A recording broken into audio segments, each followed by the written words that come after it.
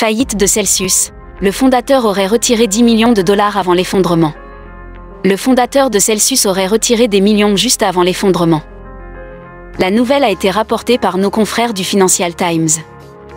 Selon des sources proches du dossier, le fondateur de Celsius disposait de fonds sur sa plateforme, et il aurait retiré 10 millions de dollars quelques semaines avant que cette dernière ne se déclare en faillite. Pour revenir sur cette affaire, la plateforme Celsius se déclare en faillite.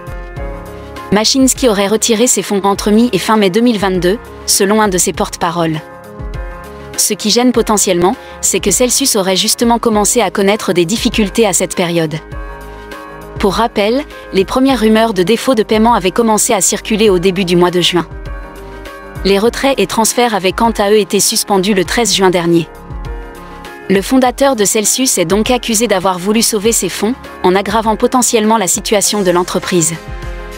Le porte-parole de Mashinsky précise cependant que le fondateur de Celsius, ainsi que sa famille, disposerait encore de 44 millions de dollars de fonds encore bloqués sur la plateforme.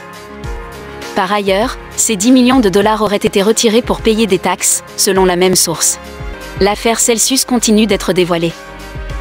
Le fondateur de Celsius risque de devoir rendre ces 10 millions de dollars. La loi américaine juge en effet que les fonds retirés par des responsables dans les 90 jours précédant une faillite peuvent être repris pour être distribués aux créanciers. Son porte-parole a précisé que Mashinsky continuait de prendre part aux discussions de la communauté. Citation.